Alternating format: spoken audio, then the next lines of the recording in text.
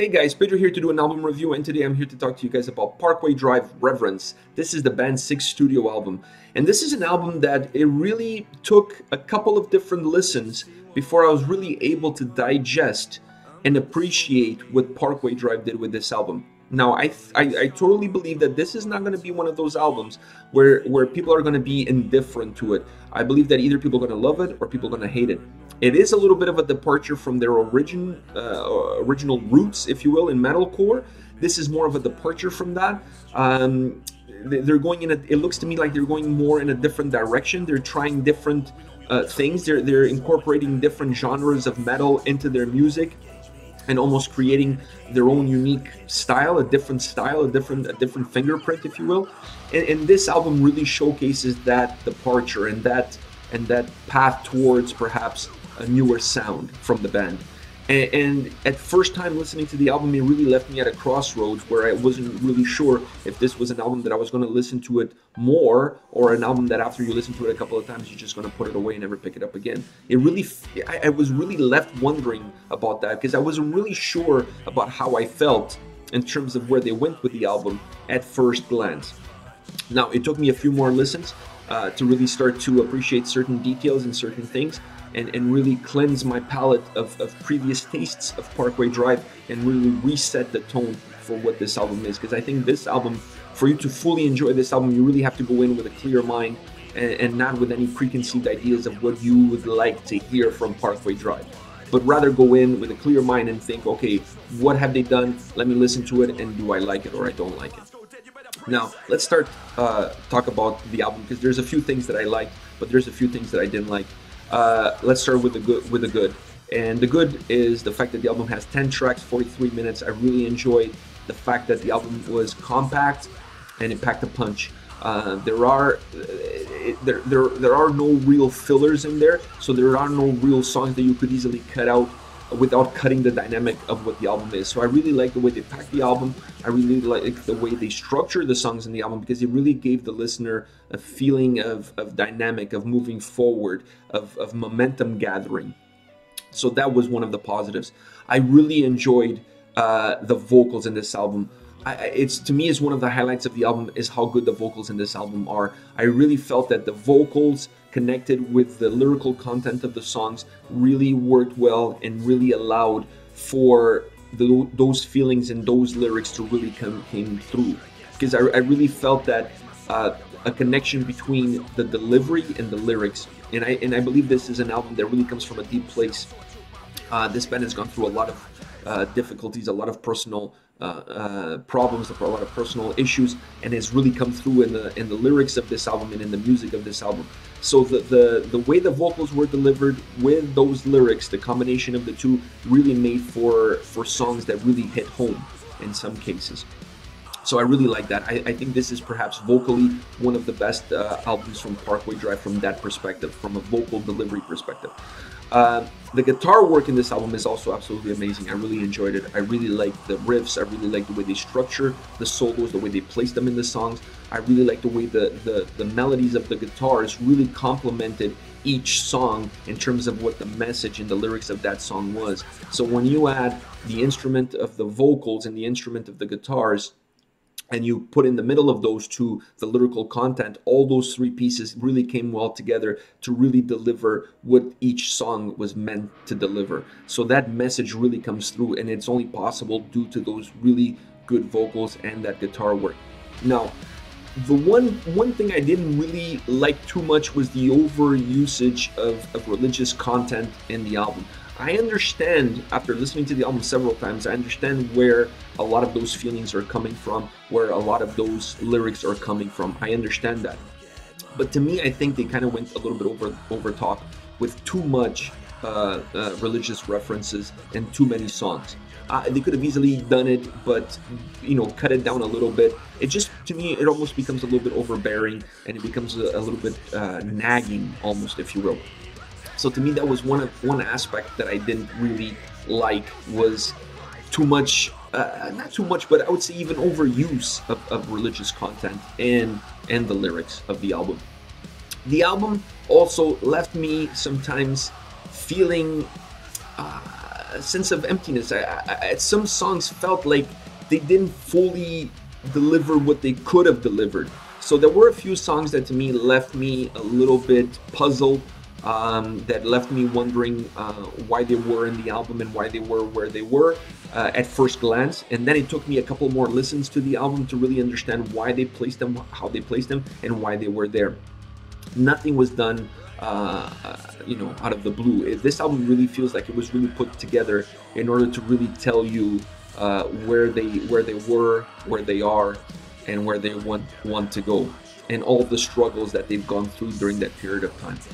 So, having said all of that, I still think that lyrically wise, some songs do use a little bit too much religious connotations, and that to me, it took a little bit away from the overall message of the album. Now, as far as the songs, there are 3 songs that I have to mention, just because these 3 songs really gave me an overall view of what this album had to offer. And the first song I have to mention is Wishing Wells. It's the first single that came out. It's also the first song on the album. I really like the fact that they put that first single as the first song on the album, because from a listener coming in, the first 2 songs on the album is actually the first and the third single. So there is a sense of familiarity, there's a sense of comfort when you start playing the album and you already know the first couple of songs. So it eases you into the album, so I like that. And Wishing Wells is such a strong song. I really like that start, more just speaking, like a dark, melancholic start where he's just talking, and then suddenly like everything comes out, and the heavy guitars and the heavy vocals with the harsh vocals. I really like this song. To me, this is one of the best songs of the album, one of the heavier songs of the album, and one of the songs that kind of left me wondering why they didn't make more songs throughout the album like this one. I know you don't want to make songs to sound too repetitive, but the formula that they use for this song would definitely work in other songs, and I really like this song. Another song that I have to mention was Pray, and the reason I'm mentioning this one is because of the life that this song has. To me, this is a song that, while it works as a studio song, to me this is really a song that's really designed for a live audience, because it really has that vibe of an anthem song. It really feels like this is more of a song for a live audience than it is for a studio audience. So this is a song that really has a catchy chorus, really easy to sing along, and this is a song that I really feel that people will put their horns up and start singing along when played live. Because in the chorus, when all all the other band members really lend in their vocals, and it sounds like almost like a choir singing that part, it really has that vibe of an anthem kind of song. And these are songs to me that really work well in a live setting, so I would really be interested to see if this is going to be one of those songs that they will add to their set list when they go on tour, because I really feel like for you to get the full essence of Pray, you really have to listen to this song in a live setting. Now, the last song that I have to mention is not The Void. I'm not going to pick the 3 singles as my top 3 songs, because to be honest with you, The Void is not even one of my favorite songs. I enjoyed it, but to me it's one perhaps of the weaker songs on the album. It's a more radio-friendly song, and I understand that, but to me, it's one of those songs that it kind of left me wondering what could have been, because I really feel like that song could have been a lot more. But the song that I have to mention is Shadowboxing, because that was one that really caught me off guard, and the first time I listened to it, I not necessarily liked it as much as the second time. And what happened was, the more I listened to this song, the more I started picking up on certain details, and the more I liked it. The more of a Pandora box was open to me as I started listening to this song. Shadowboxing is really a well thought out and a well produced and developed song. I really like the symphonic elements in this song. It really adds life and texture to the song. I like the dynamic between the heavier guitar riffs and the more symphonic, melodic elements of the song. This song almost feels like a fight between the yin and the yang that you have within you, the good and the evil that we all have within us. And this song, to me, it's almost a representation of that inner struggle, inner battle between good and evil that we all have within ourselves. And they were able to represent that struggle and that battle into a music format and into this song. And I really think to me, it was really well done. And the only way you could really pull that off is by adding that symphonic element as a representation of all that there is good and then you add the heavier guitars and the heavier vocals as a representation of everything that is evil.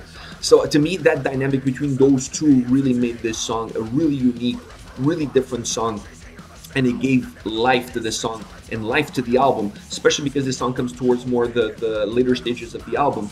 A stage to me where it's not as heavier as the first part of the album. The first part of the album I felt was a lot heavier, and the album starts to lose a little bit of its heaviness at some point in times. And this song was kind of an injection of life at that point in the album that it really makes you lift up your head listening to it, and gives you another boost of energy for you to be able to finish off the album. So I really like the song itself, but I also like where they placed it in the album, because I really felt it was that Kickstarter that you really needed at that point in time. Anyways, this is my view on Reverence. To me, this is a good album. This is a solid album. It's not a great album as far as I'm concerned, but it's an album that requires, like I said, multiple go-throughs before you really can understand and appreciate the whole essence of Reverence. It's not going to be an album that you're going to be able to really fully digest just listening to one time through. You're really going to have to listen to it a few times, and I really believe it's going to grow on most people. But it's going to be a very dividing album. It's going to be an album that either people are going to love or hate. There's not going to be anybody in between. But to me, this is a very solid album, very good album, an album that perhaps really marks a departure from their past into a new age, into a new life, into a new Parkway Drive. So for some, this will be a negative. For others, this perhaps will bring interest, and people will check them out a little bit more. We'll see. I'm looking forward to seeing your comments in the section below. Let me know what your thoughts are on Reverence, your thoughts are on Parkway Drive. Do you agree with my views? Do you have some of your own? Please share them in the comment section below. I will be reading those comments and replying back, because I'm really interested to see what your thoughts are on Reverence from Parkway Drive.